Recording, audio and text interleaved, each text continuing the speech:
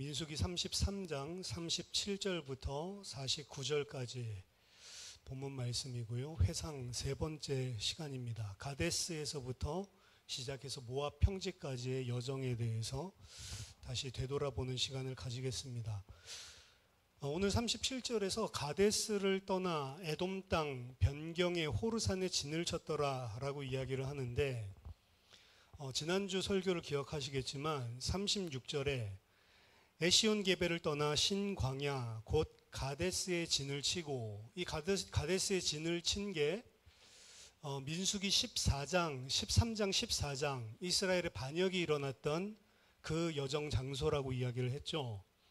그리고 37절에 보면 그 가데스에서 떠나서 에돔 땅 변경 호르산에 진을 쳤다라고 이야기를 하는데, 이 여정을 보면 막바로 일어난 것 같죠. 근데 이 호르산은 어디냐? 38절에 이스라엘 자손이 애굽 땅에서 나온 지 40년째 되는 날이에요.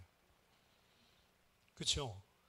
그러니까 사실은 이 가데스에서 바로 출발한 여정이 아니고 중간에 38년 동안 광야 방황했던 것들이 지금 점프되어 있는 거죠.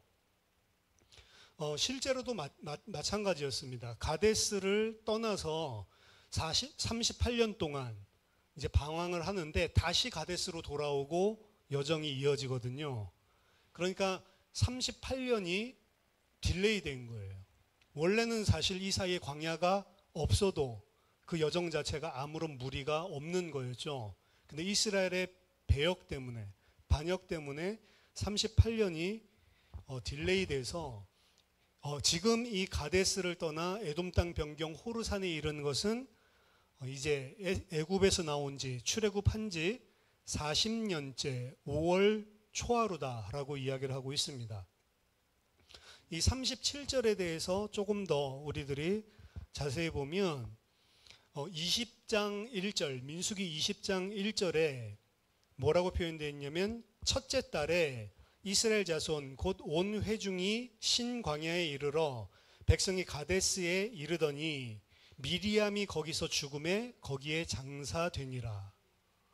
그러니까 이 40년 만에 38년 만에 다시 돌아온 이 가데스 37절에는 지금 표현되어 있지 않지만 미리암이 죽은 그 장소가 이 가데스가 되는 거죠.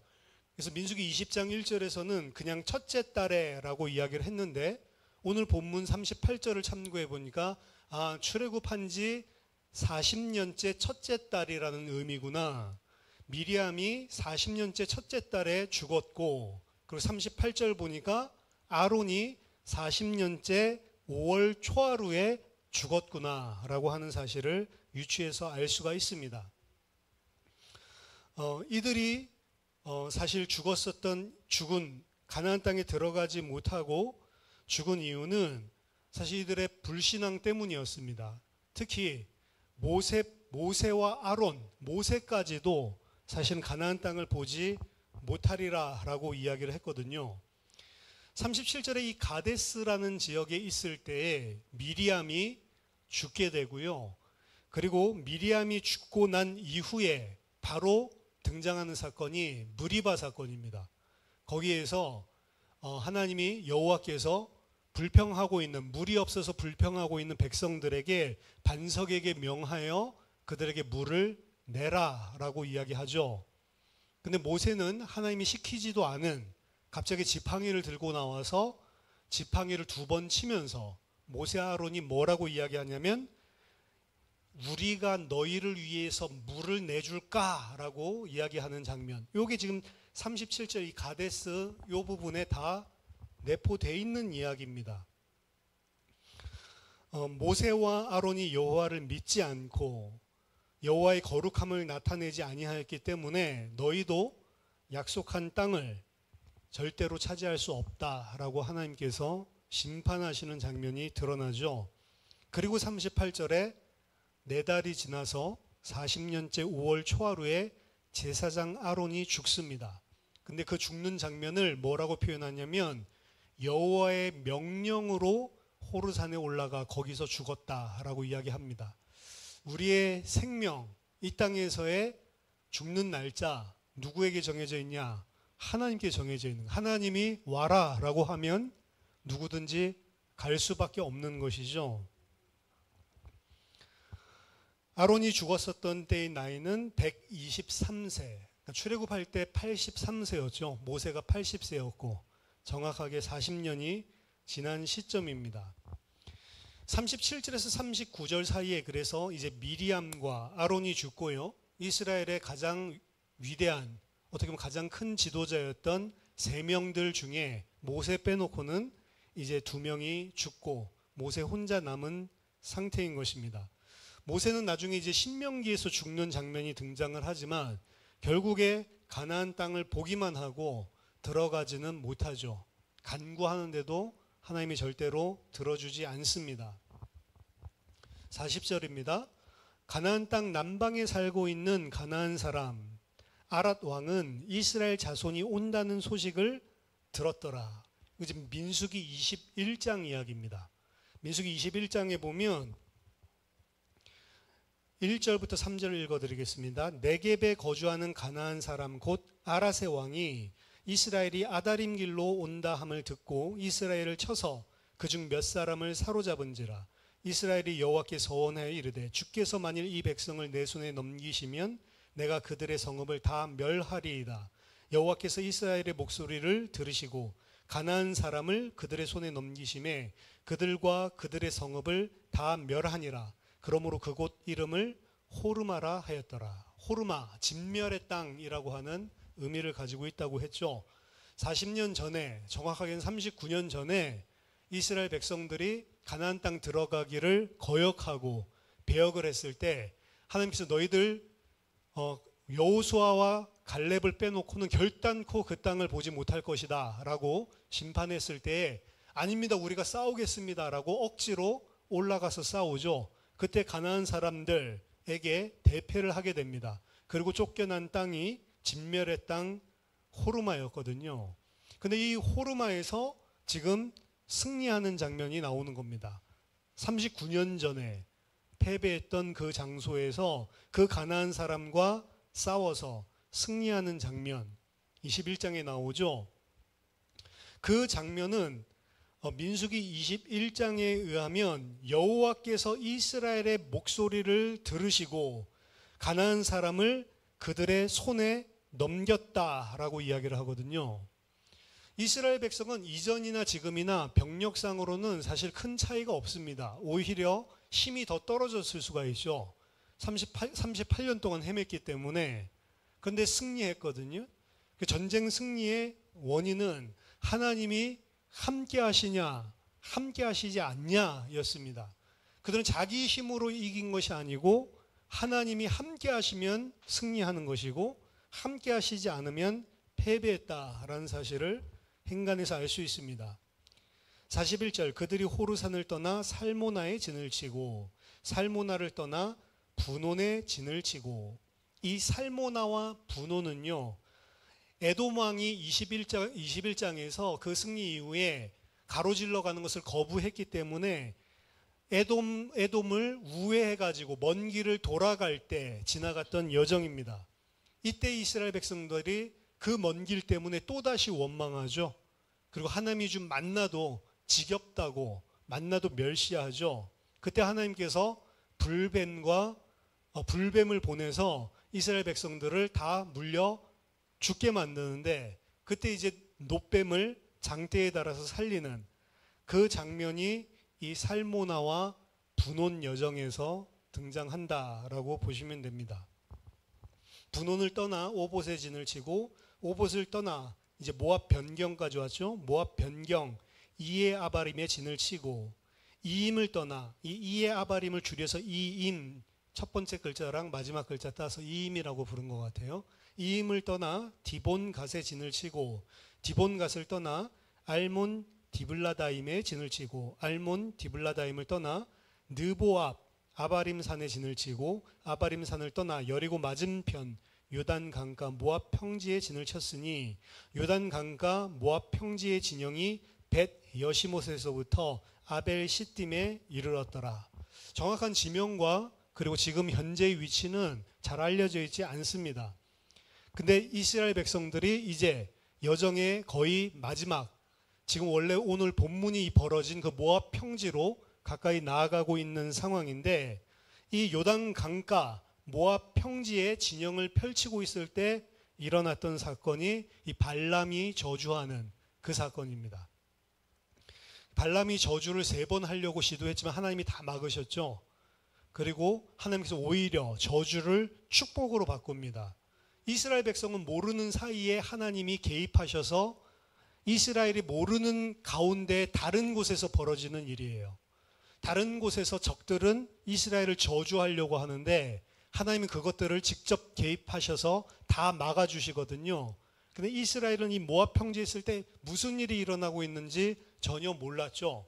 하나님은 그 일을 하고 있을 때 이스라엘 백성들은 어떻게 하냐? 모압 여인들에게 유혹을 당해서 바알 부올 사건을 벌였습니다. 바알 부올에게 복속하는 사건이 벌어지죠. 이 일 때문에 연병으로 24,000명이 죽게 되고, 그리고 고스비와 시므리가 족장 지도자 중에 한 명인데 고스비 자매를 데리고 와서 어떻게 보면 이방 우상 숭배를 이스라엘 진영까지 끌어 들어오다가 비느하스의 열심에 의해, 시기에 의해, 질투에 의해서 창으로 꿰어서 죽는 죽음의 장면, 이게 지금 모압 평지에서 일어난 사건입니다. 그리고 그 고스비와 시므리가 죽는 죽음이 1세대의 마지막 죽음이에요.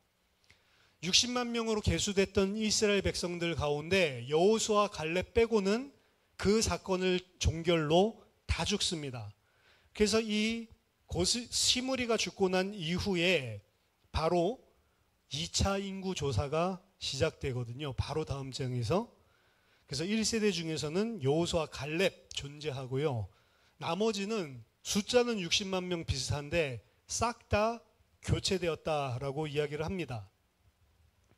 그래서 불뱀 사건부터 시작해서 바알 부올 사건까지 나머지 1세대들이 전부 다 죽게 되는 장면이 지금 요 모압 평지까지 요 이야기입니다. 그리고 이 모압 평지에서 2차 인구 조사를 하면서 이제 다시 새롭게 이제 출발하려고 하는 장면이 이제 등장을 하는 거죠. 민수기 26장 64절 65절을 보면 모세와 제사장 아론이 시내 광야에서 계수한 이스라엘 자손은 한 사람도 들지 못하였으니, 그렇죠? 40년 전에 시내산에서 모세가 계수했던 사람은 이 명단에 한 사람도 들지 못하였으니 이는 여호와께서 그들에게 대하여 말씀하시기를 그들이 반드시 광야에서 죽으리라 하셨음이라. 이러므로 여분나의 아들 갈렙과 눈의 아들 여호수아 외에는 한 사람도 남지 아니하였더라. 모세까지 포함해서 사실은 이 2차 명단에 들어가지 못하고 가나안 땅을 보지 못합니다. 이제 이 2차 인구조사한 세 세대를 가지고 하나님께서 미디안에 대한 원수를 갚는 전쟁이 바로 등장을 하는데 엄청난 기적적인 전투 승리가 일어나죠. 미디안을 진멸시키는데 이스라엘 병사는 단 한 명도 축나지 않는 사건이 벌어집니다. 그리고 그들이 이 대승을 통해서 탈취한 재물, 그리고 포로, 가축 어마어마했다라는 사실을 본문은 보여주고 있습니다. 2세대 지휘관들은 1세대랑 다르게 이 전쟁은 하나님이 하신 것이구나 라고 인식을 하고 자신들에게 자발적으로 하나님 앞에 예물을 가지고 와서 예물을 드리고 하나님께 영광 돌리는 장면으로 2세대는 뭔가 다르구나 라고 하는 그러한 인상을 줍니다. 이제 2세대에 새로 출발한 이 사람들은 진짜 가나안을 들어갈 수 있겠구나 라고 희망을 품고 있었는데 다 좋았는데 승전한 후에 그 땅, 자신들이 승리한 땅을 쳐다보고는 이거 목축하기에 너무 좋은데, 이래서 루벤과 갓과 므낫세 반지파가 요단 동편 땅에 거주하겠다라고 하는 제안을 하죠. 가나안 땅을 바로 앞에 두고. 그 이유는 어떻게 보면 전쟁 승리를 통해서 얻은 가축이 너무 많아서 그래요. 그렇죠. 그거 없었으면 별다른 생각 안 했을 수도 있는데 이 땅에서 그냥 목축하면 좋겠는데 사실 자신들이 지금 탈취한 그 목축할 가축들도 그 땅에서 원래 자라고 있었던 것들이잖아요. 이 땅에서 계속 이 목축하면서 살면 딱 좋겠는데, 어떻게 보면 하나님이 주신 축복 때문에 망하는 선택을 하게 된 거죠. 여기까지가 오늘 49절 모압 평지에 이르기까지 일어난 사건이고 회상의 마지막 부분입니다. 다음 주부터 살펴볼 부분은 이제 회상이 끝나고 이제 또 이야기, 스토리가 진전이 되는 건데요. 오늘 본문을 가지고는 한 4가지 정도를 우리들이 생각해 보겠습니다. 먼저 첫 번째, 오늘 본문에서 이야기하고 있는 이 지도자의 죽음, 미리암의 이야기 안 나왔지만 미리암의 죽음이 포함되어져 있고요. 그리고 아론의 죽음이 명확하게 등장을 하고, 그리고 모세에 대한 이야기는 등장하지 않지만 이 모세 또한 마찬가지죠. 가나안 땅에 들어가지 못하게 될 처지에 아론과 똑같이 놓이게 되었습니다. 이 지도자들이 가나안 땅에 들어가지 못한 이유가 뭐냐라고 봤을 때 아까 전에 말씀드린 무리바 사건이거든요. 그 무리바 사건에서 도대체 무슨 짓을 했길래 하나님께서 모세까지도 들여다놓지 않으려고 했냐. 그들이 지금까지 40년 동안 이스라엘 백성을 지도하고 인도해온 그 일이 하나님이 하신 것이 아니고 자기가 했다라고 착각했다고 하는 게 그 핵심적인 이유입니다. 하나님이 하신 거잖아요. 모세가 한 게 아니잖아요. 근데 모세는 그 자리에서 반석을 향해서 물을 내라 라고 하는 하나님의 명령을 받았는데 이스라엘 백성은 패역한 것이 맞아요. 왜냐하면 이스라엘은 40년이 지났는데도 물 없다고 또 똑같은 짓을 했거든요. 그 무리바에서. 근데 하나님은 다른 데서는 그들을 꾸짖으셨는데 그 본문에서 하나님 꾸짖지 않고요. 그냥 그들의 어떻게 보면 갈급함을 그냥 물을 내서 채워줘라 라고만 명령을 하셨을 뿐입니다.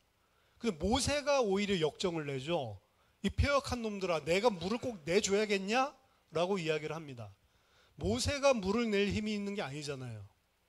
모세는 하나님의 명령에 순종하는 거고, 순종하면 하나님께서 하나님이 하실 일을 하시는 것 뿐인데, 마치 자기가 능력이 있어서 물을 내는 것처럼 모세와 아론이 함께 백성들에게 막 역정을 내면서 이야기를 했고요. 그리고 하나님이 명령하지도 않은 갑자기 지팡이 가지고 와서 그 지팡이 가지고 반석을 2번이나 치면서 이 일을 했단 말이죠. 우리가 너희를 위하여 물을 내랴. 이러한 모세와 아론의 행위는 마치 자신들이 물을 내는 주인공인 것처럼, 주체인 것처럼 행한 것입니다. 하나님의 종임에도 불구하고 하나님의 종이 아니고 자신들이 하나님의 자리에 앉아 있는 거예요. 이 모습이. 모세와 아론이 수고한 거 맞고요. 그들을 통해서 하나님께서 큰 이적을 행하신 것이 맞습니다. 그런데 지도자들, 중요하게 쓰임받는 일꾼들이 조심해야 될 거는 지가 잘나서 하는 게 아니라는 거를 반드시 알아야 됩니다. 내 힘으로 하는 게 아니잖아요. 하나님이 하신 거잖아요. 모세가 진짜로 제정신 차리고 본다면 자기는 아무 힘없는 사람, 80세 됐을 때 그 어떤 힘도 없을 때 하나님이 불러서 내가 하는 거다라는 걸 보여주셨거든요. 40대에 팔팔했을 때, 왕궁에 있을 때는 그 힘과 권력을 가지고 있을 때는 하나님이 사용하지 않았습니다. 왜? 지가 했다고 착각할까 봐. 그래서 언제 사용했어요? 힘 다 빠져서 하나님이 이제 쓴다고 하는데도 나는 못합니다 라고 할 때까지 기다렸다고요. 그래서 하나님께서 네가 하는 게 아니고 내가 하는 거다. 너가 해야 될 일은 뭐? 순종만 하라는 겁니다. 나를 절대적으로 믿고 내가 하는 말에 순종만 해, 사실은. 그래서 지금 40년 동안 끌고 온 거고 모세를 통해서 많은 이적도 하나님께서 보여주신 거였거든요. 근데 40년 동안 이 일을 하면서 모세 마음속에는 뭐가 들어갑니까? 마치 내가 한 것 같은 교만이 들어간 거예요. 그게 무리바 사건이었습니다. 사도 바울이 가장 위대한 인물이라고 이야기를 하고, 물론 흠결이 많이 있고 성정도 너무 불길 같아가지고 있지만 가장 크게 쓰임받은 사람, 유럽의 지도를, 전 세계 지도를 바꿔놓은 사람이라고 이야기를 하는데, 사도 바울은 진짜로 다른 사도들보다도 더 많은 수고를 했습니다. 수고를 했음에도 불구하고 고린도전서 15장 10절에 뭐라고 이야기하냐면, 내가 모든 사도보다 더 많이 수고하였으나 내가 한 것이 아니요 오직 나와 함께 하신 하나님의 은혜로라. 근데 이 고백하는 것을 뭐라고 앞에다 덧붙였냐면, 내가 나 된 것은 하나님의 은혜로 된 것이니 내게 주신 그의 은혜가 헛되지 아니하여 내가 모든 사람보다, 모든 사도들보다도 더 많은 수고를 하게 됐다. 자기가 수고하게 된 거를 뭘로 다 돌리고 있냐면, 하나님의 은혜가 헛되지 아니하여 내가 이 일을 하게 된 것이다 라고 이야기를 하거든요. 이게 어떻게 보면 사도 바울이 가장 크게 쓰임을 받은 이유다라고 생각을 합니다.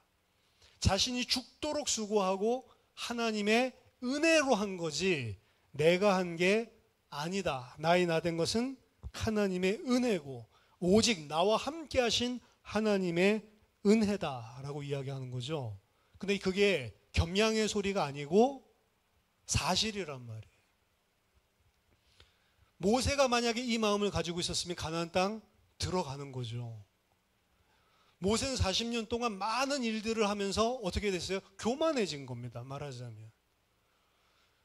그래서 어떻게 보면은 교회가 힘이 없고 목회가 잘 안 될 때에는 아무 문제 없었던 사람이 교회가 커지고 대형교회 되고 사람들이 떠받들어주기 시작하면 변질되는 경우가 많은 겁니다. 그게 인간의 간사함이고 죄성이라고 하는 거예요. 하나님의 종이 아니라 하나님이 하신 것을 가지고 자기가 한 것처럼, 그리고 자기가 하나님의 자리에 앉았기 때문에 못 들어간 거죠. 자기 의의를 내세우기 시작한 겁니다. 하나님이 했는데 내가 한 것처럼 착각하는 겁니다. 마태복음 7장에 보면 그런 사람은 결단코 천국에 들어가지 못하리라. 모세를 할지라도 결단코 그 땅에 들어가지 못하리라 라고 하는 것입니다. 중요한 부분이죠. 이거는 하나님의 일을 많이 하고 중요한 일을 쓰임받은 사람일수록 경계해야 되는 부분이에요. 사실은 이스라엘 지도자들이 다 이것 때문에 판판이 넘어진 겁니다. 아론과 미리암 왜 넘어졌어요? 우리는 하나님이 안 써? 하나님 말씀 안 줘? 이러다가 넘어진 거잖아요. 똑같은 케이스예요. 모세도. 두 번째입니다. 진멸의 땅 호르마. 승패의 원인이 뭐라고요? 하나님이 함께 했냐, 하나님이 함께 하지 않았냐, 요거거든요. 호르마에서의 승리, 그리고 가나안 정복의 승리는 하나님이 함께하냐, 하나님이 함께하지 않냐, 힘이 있어도 상관이 없어요. 압도할 수 있는 무력이 있어도 아이성에 하나님이 함께하지 않으면 대패하는 겁니다. 우리를 압도할 것 같은 여리고도 하나님이 함께하면 무너지는 게 가나안 전쟁이었습니다. 가장 중요한 것은 하나님이 과연 나랑 함께하냐 함께하지 않냐라고 하는 거죠. 성도도 마찬가지입니다. 내가 하나님이 함께하는 사람인가, 하나님이 함께하지 않는 사람인가, 이게 중요한 거예요. 하나님이 함께하면 어떻게 보면 실패의 자리인 것 같은 자리에 있어도 그 사람은 궁극적으로는 그것 때문에 오히려 승리하게 됩니다. 하나님이 함께하지 않으면 성공의 자리인 것 같은데 그것 때문에 오히려 망하게 되어 있는 거예요. 가장 중요한 건 하나님이 함께하냐 안 함께하냐. 근데 하나님이 어떻게 해야지 함께하는 사람이 되냐라고 하는 거죠. 하나님이 함께해야만 된다라고 하는데, 그럼 하나님이 함께하는 사람이 돼야겠다. 말은 좋은데 어떻게 해야지 하나님이 함께하냐라고 하는 거죠. 하나님은 하나님의 백성이랑 함께한다라고 이야기를 하는데, 그 하나님의 백성이랑 함께하는 것은 구원받았기 때문에 함께한다. 하나님은 함께하는데 사실 누가 함께 안 합니까? 내가 함께 안 하는 거예요. 하나님은 나를 놓지 않는데 누가 놓아요? 내가 놓는 거라고, 사실은. 그럼 하나님과 함께 할 수 있는, 어떻게 보면 하나님과 함께 한다는 이 내용이 창세기 3장에서 하나님과 함께 하지 않아도 나는 나 혼자 괜찮아 라고 생각한 게 인류의 최초의 범죄이면서 죄의 본질이거든요. 어떻게 보면 하나님이랑 함께 하지 않아도 나 혼자 괜찮아 라고 생각하는 게 다 죄라고요. 근데 구원받은 하나님 백성에게는 하나님이 함께 한다고, 나만 하나님과 함께 해야 된다라는 믿음이 있으면 되는 거예요. 사실은 나는 하나님 없이는 절대로 나 혼자는 살 수 없는 존재입니다 라는 사실을 늘 고백하고 인식하고 있어야 된다고. 내가 자신 있는 일을 할 때는 하나님 필요 없고 자신 없는 일 할 때에는 필요하고, 이게 지금 우리의 죄성이거든요. 그럼 하나님은 깨닫게 하기 위해서라도 자신 있는 데에도 함께 안 하고 자신 없는 데에도 함께 안 하는 거예요. 그 마인드를 고치기 위해서. 사실 그게 하나님이 함께 하시는 방법인데, 내가 과연 하나님이 필요한 사람이냐, 하나님과 함께 해야만 되는 사람이냐라고 하는 거를 우리 자신이 계속 하나님 앞에 인정하고 무릎 꿇지 않고는 사실은 아담처럼, 그리고 이스라엘 백성들처럼 죄 가운데 빠질 수밖에 없는 거죠. 안 된다고 하는데 자기네들 힘 객기로 올라가고, 그것도 믿음 있는 척 했어요. 우리가 올라가서 쟁취하겠습니다 라고. 근데 그렇다고 하나님이 가나안 땅 주는 게 아닙니다. 하나님과 함께하는 자만이 승리할 수 있는 거죠. 하나님과 함께하지 않으면 나는 어떤 것도 할 수 없는 존재구나라는 것을 깨닫게 되는 거예요. 그거 깨닫지 못하면 그거 깨닫게끔 하나님이 일하시는 겁니다. 그래서 많은 일들이 생기는 거예요. 그래서 하나님의 백성 교만할 수가 없는 겁니다. 하나님 백성이라는 것 자체가 하나님께 의존해야지만 사는 존재라는 거예요. 그래서 예수님이 이야기하시죠. 이 어린아이들과 같이 되지 아니하면 천국에 들어갈 수 없다. 어린아이들이라고 하는 건 뭐냐면 순전한 청결한 마음을 이야기하는 게 아니고 온전히 부모를 신뢰해서 의지하는 관계를 이야기하는 거예요. dependability. 내가 의지해야지 살아남는 존재. 그 어린아이와 같이 되지 않으면 결단코 천국에 들어갈 수 없다. 이러한 자들이 천국의 주인공이다 라고 이야기를 하는 겁니다. 하나님과 함께하는 비결, 하나님을 의지하란 말이에요. 하나님께 맡기고 하나님께 의지하고, 그럼 하나님께 맡기고 의지했으면 그것이 실패인 것 같이, 실패가 될 수도 있고 성공이 될 수도 있어요. 잘못 가르치는 게 하나님 의지하면 하나님이 다 해준다. 아닙니다. 다 안 해줘요. 근데 하나님을 진짜로 의지하고 하나님께 매달리는 사람은 안 돼도 그것 때문에 나중에 결국에는 승리하게 된단 말이에요. 돼도 승리하고. 하나님께 의지하지 않는 사람은 안 되면 안 되는 것 때문에 망하고 되면 되는 것 때문에 망한다니까. 세 번째입니다. 1세대들이 오늘 60만 명 전부 다 광야에 묻히게 되죠. 여호수아 갈렙을 빼고는. 근데 그들이 마지막 고스비 사건까지, 마지막 사건 연병으로 죽는 바알부올 사건까지 38년 동안, 40년 동안 하나도 변화되지 않고 일관적으로 죄악만 범한 것들을 본문은 우리에게 이야기를 합니다. 일관적이에요. 홍해 때부터 시작해서, 홍해 때는 홍해 앞에서 두려워하면서 막 불신앙했던 그것만 죄악이 아니고요. 홍해 건너고 나서 찬송하고 있는 그것도 죄예요. 그것도 왜 찬송했다고 했죠? 안 죽었으니까 찬송하고 있는 거예요. 내가 원하는 거 이루어졌으니까. 진짜로 거기서 응답받으면 회개해야 된다고 했죠. 이런 하나님을 믿지 않고 모세 돌로 쳐서 죽이려고 하고 다시 애굽에 사는 게 낫지 않냐라고 이야기했었던 자신들의 죄악을 회개해야지 그게 하나님과 함께하는 거예요. 근데 그 사람들은 찬양을 하고 있죠. 찬양하는데도 죄 짓고 있는 거예요. 그게 뭐죠? 뭐가 그들의 마음을 기쁘게 했습니까? 자기 원하는 거 얻어낸 거, 그걸로 기뻐하는 거예요. 아, 이제 하나님이 이제 함께 있으면 괜찮겠구나. 근데 3일 있다가 물 없으니까 또 원망하잖아요. 3일 만에. 그러니까 이 사람들이 가지고 있는 것들은 일관되게 40년 동안 죄악을 지었다라고 이야기를 하거든요. 일관적으로. 우리가 하나님의 백성 예수 믿는다라고 하면서도 일관적으로 변화되지 않고 영적으로 성장하지 않는다면 구원받은 게 아닙니다.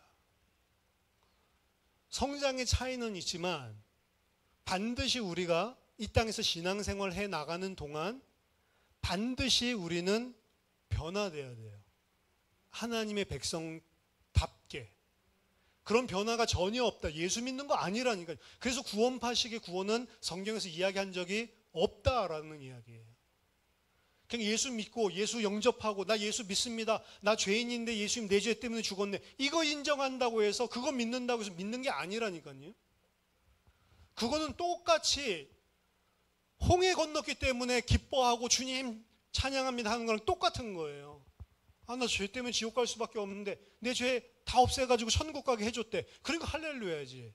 근데 그 사람은, 그게 할렐루야인 사람은 기준이 뭐예요? 여전히 나 좋은 거예요. 그러니까 할렐루야 하다가도 나 좋은 거 또 안 되면 또 원망하고 불평하고, 이게 40년 동안 일관적이었다고. 그 1세대들이. 여호수아 갈렙은 뭐 했는지 모르겠어요. 처음 홍해 건널 때. 근데 처음 홍해 건널 때 여호수아 갈렙도 믿음을 보였다 이런 말 없거든요. 맞죠? 근데 여호수아 갈렙은 그 40년 동안, 40년이 아니죠. 민수기 14장까지 가는 동안 1년 반 동안 변화된 거예요, 사실은. 여러 가지 케이스를 보면서. 그 사람들만 들어간 거예요. 나머지 사람들 그럼 38년 동안 회개해도 안 됩니까? 본문에서 보여주는 것은 회개해도 안 된다라는 소리가 아니고 그 사람들은 안 변했다라는 걸 보여주는 거예요. 그러니까 못 들어가는 겁니다. 하나님이 안 택했으면 안 변하는 거 아닙니까? 이거는 결과론적인 이야기입니다. 마치 하나님의 선택, 예정 이거를 무슨 운명론처럼 생각을 하는 거예요. 아니요. 우리 입장에서는 하나님께서 다 기회를 줘놨어요. 우리는 내가 자유의지를 가지고 스스로 깨닫고 하나님께 돌이키고 회개하고 변화되면 되는 거예요. 근데 그 변화된 사람은 어떻게 깨닫냐면 아까 전에 첫 번째 바울처럼 아, 이거 하나님의 은혜로 내가 이렇게 변화된 거구나 이런다고요.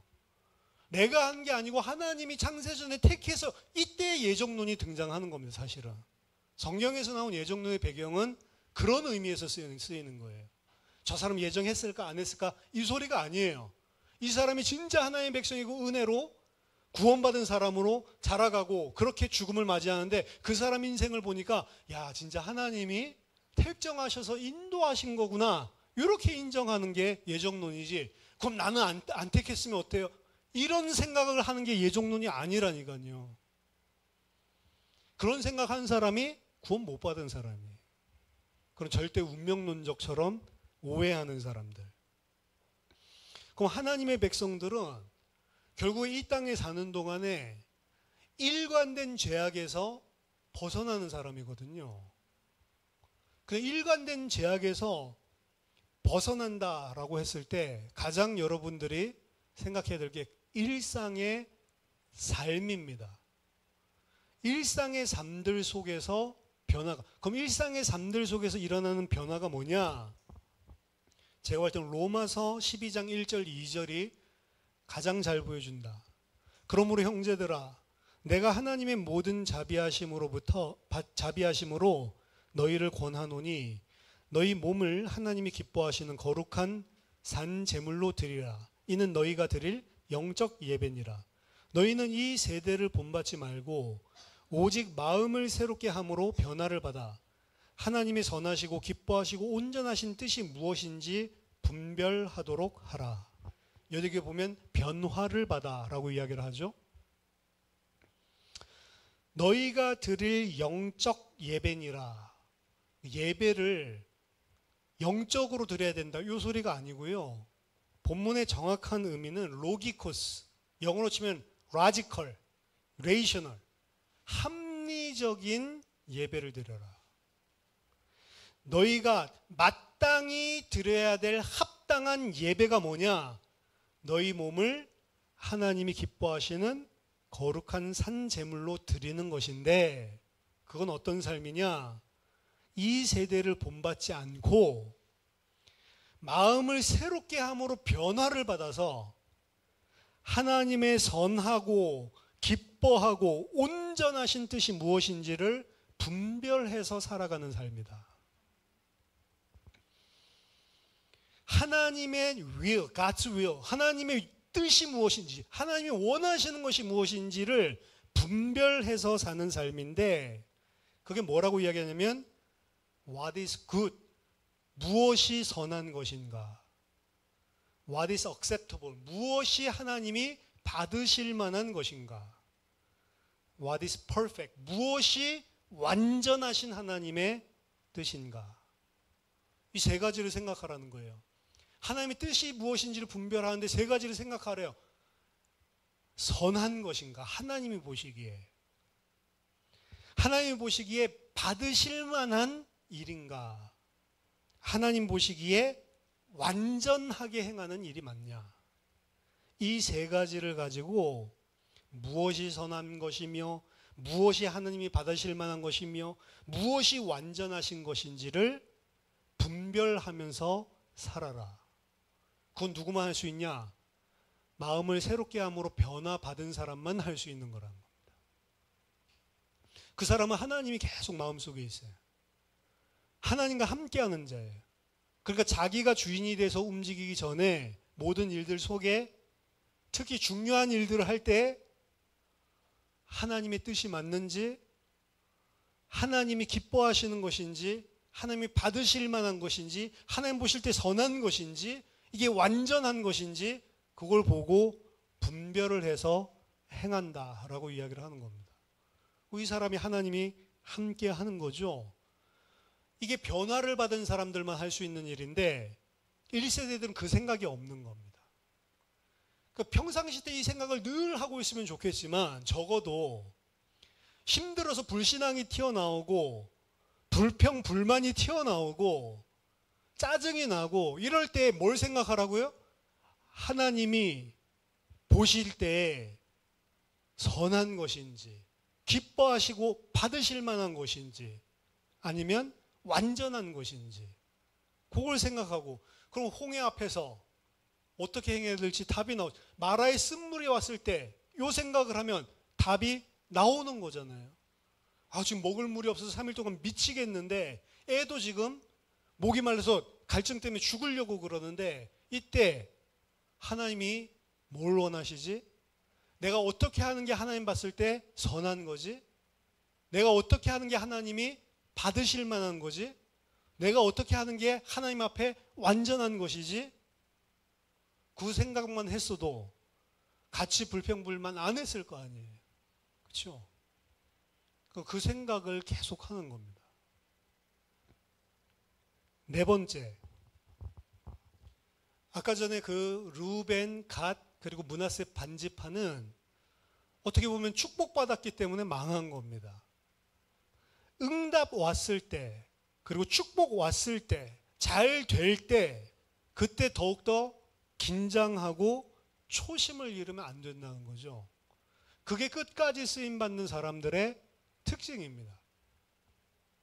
사람들은 다 변질된다라고 하는데 언제 변질되냐? 잘 나갈 때 변질되는 거예요. 그렇죠? 저희 아버지도 잘 안 나갈 때는 진짜 신실하다가 조금 잘 나가니까 금방 안 신실해지더라.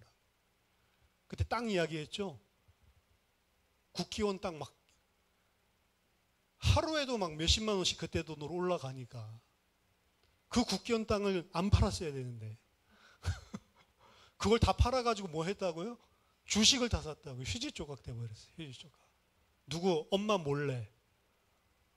근데 그 땅값이 뭐 한 달에 100만 원씩 막 200만 원씩 올라갈 때 아버지가 교회를 안 나가더라니까요.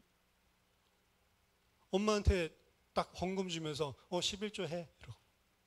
본인은 안 나가. 그 어렸을 때부터 그렇게 열심히 다녔던 교회인데 안 나가요. 왜? 잘 나가니까. 그렇죠? 그러니까 하나님이 싹 다 뺏어간 거죠. 우리 큰형이 그래서 맨날 술만 마시면 그 국기원당이 있으면 나도 그랜저, 승희야 너도 그랜저, 우리 지금 그랜저 타고 다니는 건데. 그렇죠? 옛날에 그 사각 그랜저 있잖아요. 80년대. 딱 하나님이 뺏어가고 나니까 열심히 다니죠. 그렇죠? 응답 왔을 때, 복 받았을 때, 그때 쓰임 받아야 되는데, 그때 쓰임 받을 그릇을 보여줘야 되는데, 대부분 사람들은 응답 같은 것들이 오고 축복 같은 것들이 오면 변질이 된단 말이에요. 초심을 잃어버리는 거죠. 좋은 응답과 좋은 환경이 믿음을 오히려 변질시킵니다. 제가 오늘 그 스코틀랜드에 있는 그 커버넌트, 언약도라고 하거든요. 언약 붙잡은 성도, 언약의 사람들. 이 사람들이 17세기에 1734년 이럴 때에 스코틀랜드 국왕이 헨리였는데 이 사람이 이제 천주교로부터 교황으로부터 탈피하고 뭐 영국 국교회 만들듯이 스코틀랜드도 자기네들 자신의 어떻게 교회화를 하는 거죠. 그래서 이제 천주교의 소나기에서 교황의 소나기에서 벗어나겠다. 우리도 스코틀랜드 국왕이 하나님이 이 땅에 주신 정치적인 지도자이면서 동시에 교회의 머리다. 왕권 신수설 이야기하면서 헨리가 교회의 머리다.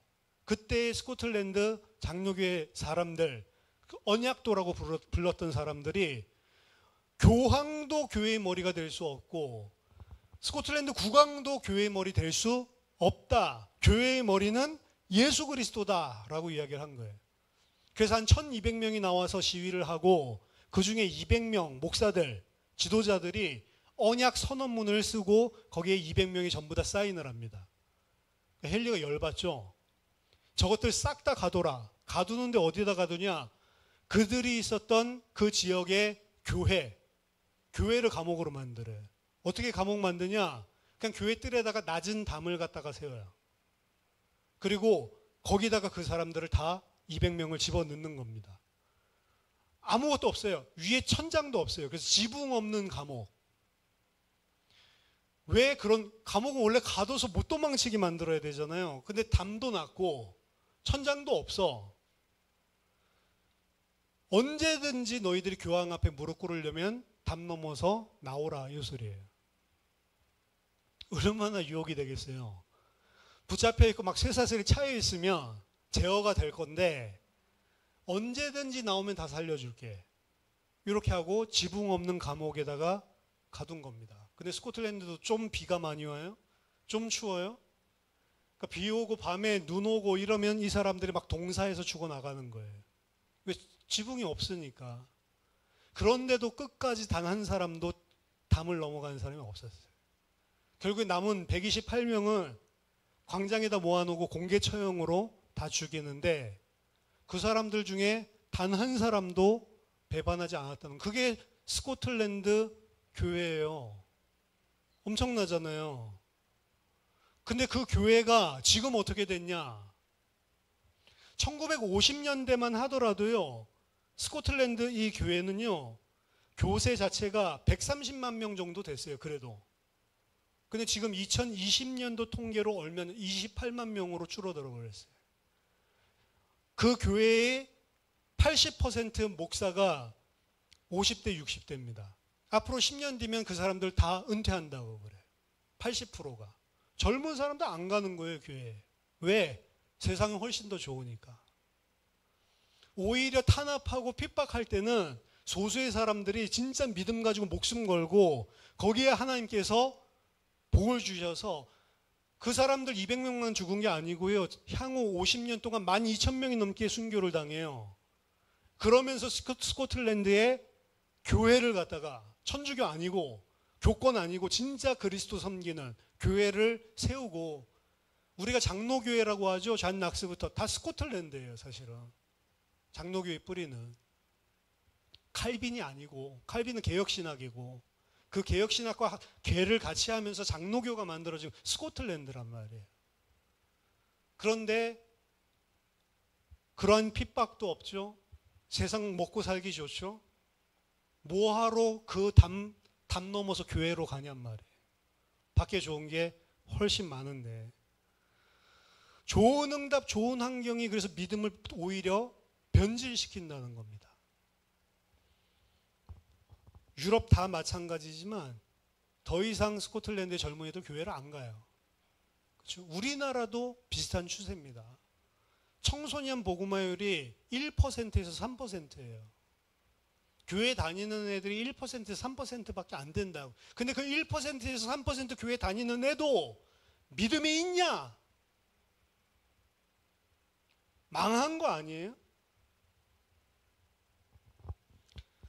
여기까지가 회상 전체 내용입니다. 회상 1, 2, 3.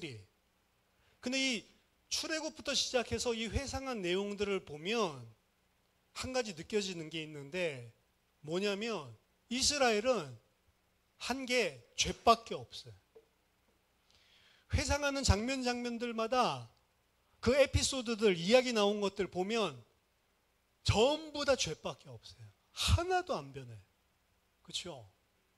하나님이 하신 일은 그 죄 지은 자들을 용서하고 또 말씀 주고 용서하고 또 말씀 주고 그 말씀이 그렇게 많은 거예요. 용서만 하는 게 아니고 다시 말씀 줘서 가르치고 용서하고 다시 말씀 줘서 가르치고 계속 하나님은 말씀 주고 계시고 계속 용서하고 계시고 변화시킬 수 있는 게 말씀밖에 없으니까. 왜? 말씀에 순종하는 게 믿음이니까. 불가능한 죄인이구나. 여러분들도 여러분들의 인생 자체를 회상해 보면 나는 불가능한 죄인이구나. 사실 우리가 보이는 건 이것밖에 없는 겁니다. 그런데 하나님이 신실하시고 은혜로우시고 사랑하셔서 그 이스라엘을 안 놓더란 말이죠. 왜? 하나님이 반드시 그들을 가나안 땅으로 데려가기 위해서. 끝까지 신실하신 하나님. 이 두 가지예요, 사실은. 40년 동안 보여준 이미지가 이스라엘은 끝까지 변하지 않고 죄를 짓는데 그런 자를 하나님은 끝까지 놓치지 않고 붙들고 신실하게 인도하고 계시더란 말이죠. 우리들의 인생에서 여러분들이 그게 보이지 않으면 구원 안 받은 사람입니다. 내 뒤를 보니까 내가 이것도 하나님 위해서 잘했고 내가 저것도 하나님 위해서 잘했고 이런 사람들이 마태복음 7장에 아까 전에 나오는 사람들이거든요. 잘한 거는 다 어떻게 보여야 된다고요? 내가 한 게 아니고 하나님이 하신 거였구나 이렇게 보여줘야 된다고요. 믿음을 정의하는 데 있어서 중요한 기준점은 믿음이 없으면 내가, 주체가 나예요, 주어가. 근데 믿음의 고백에서 나온 거는 내가 아니고 하나님입니다, 주어가. 하나님이 그렇게 하셨지. 하나님이. 심지어는 나쁜 일들도 나에게 벌어지는 어렵고 힘든 일들도 하나님이 그렇게 하셨지. 하나님이. 왜? 이 일관된 죄인을 가나안 땅으로 인도하시기 위해서. 그게 믿음의 고백인 거예요. 모세가 쭉 자기의 광야 40년을, 이스라엘 40년을 지금 회고하고 있지만 여러분들의 인생에 회고하면서 사실은 이야기할 거리가 나와야 되는 겁니다. 바울이 사도행전 보면 중요할 때마다 자기의 인생 이야기를 가지고 복음을 전하거든요. 내가 원래는 어떻게 살았었는데 어떻게 그리스도를 만나게 되고 그 이후에 내가 어떤 삶을 살아왔는지 다 그 이야기예요. 아그리빠 왕 앞에 가서도 그렇고 전부 다. 그렇죠? 내 인생을 갖다가 뒤돌아보고 그걸 가지고 어떤 은혜를 하나님 나에게 베푸셨고 어떻게 하나님께서 인도하셨는지 이 개인적인 여러분만의 이야기들이 다 있어야 된다고. 그래야 그러한 이야기들을 가지고 하나님을 소개할 수도 있는 것이고 그러한 하나님에 기반해서 현재의 내가 하나님의 기뻐하시고 선하시고 온전하신 뜻이 무엇인지를 구분도 할 수 있는 거예요. 인간에게만 이 메모리 역사가 있다라고 하잖아요. 동물들은 역사를 안 남기잖아요. 인간들에게만 있는 유일한 거. 그래서 지식도 축적되고 이렇게 발전을 하는데, 인간들을 회고하고 그것을 가지고 반성하고 그것을 가지고 분별할 수 있는 지각을 주셨다. 근데 육신적인 일들은 너무 잘하는데 하나님과 관련된 신앙적인 일들은 그걸 안 한다고요. 그러니까 실패하는 겁니다. 주일날 딱 나서면 말씀 다 까먹어 버리는데, 그렇죠? 세상 일은 그렇게 안 하잖아요. 세상 일은 다 기억하고 꼼꼼히 챙기고, 근데 하나님의 말씀은 다 놓쳐버린다. 그게 이스라엘 40년이에요, 말하자면. 불가능한 죄인을 하나님은 끝까지 신실하게 붙들고 인도해 주신다. 이게 하나님이 우리에게 베풀어 주신 은혜입니다. 네 가지를 기억하세요. 주어가 바뀌어야 됩니다. 내가 한 게 아니고 하나님이 하시는 거예요. 두 번째, 하나님이 함께 하는 자가 되는 게 모든 관건이다. 세 번째, 하나도 변하지 않은 1세대들 전부 다 광야 땅에 묻혔다는 거. 그럼 우리가 해야 될 거는 마음을 새롭게 함으로 변화를 받아라. 하나님이 기뻐하시고 하나님이 온전하게, 하나님이 받으실 만한 것이 무엇인지를 분별하면서 살아라. 마지막 네 번째, 응답이나 축복이 왔을 때 긴장하고 초심을 놓치지 마라. 응답이나 좋은 거 왔을 때 다 무너진다. 저와 여러분들이 이스라엘 백성들의 40년을 회상하면서 참된 믿음의 사람으로 세워지는 은혜가 있기를 예수 그리스도 이름으로 축원합니다. 기도하겠습니다. 살아계신 하나님 아버지, 은혜를 감사드립니다. 우리들의 인생을 되돌아볼 때 하나님, 우리 지은 것이 죄밖에 없음을 주님 앞에 고백합니다. 이러한 죄인을 사랑하셔서 창세전에 택하시고 그 은혜의 손으로 붙들어 주셔서 신실하게 끝까지 놓치지 않고 인도해 주신 그 하나님의 사랑에 감사와 찬양과 영광을 돌려드립니다. 하나님, 광야에 묻혔던 세대들과 같이 않도록 우리에게 참 은혜를 베풀어 주시옵소서. 정말로 하나님의 백성답게 변화를 받아 살 수 있도록 우리에게 성령으로 역사해 주시옵소서. 살아계신 주 예수 그리스도 이름으로 기도하옵나이다. 아멘.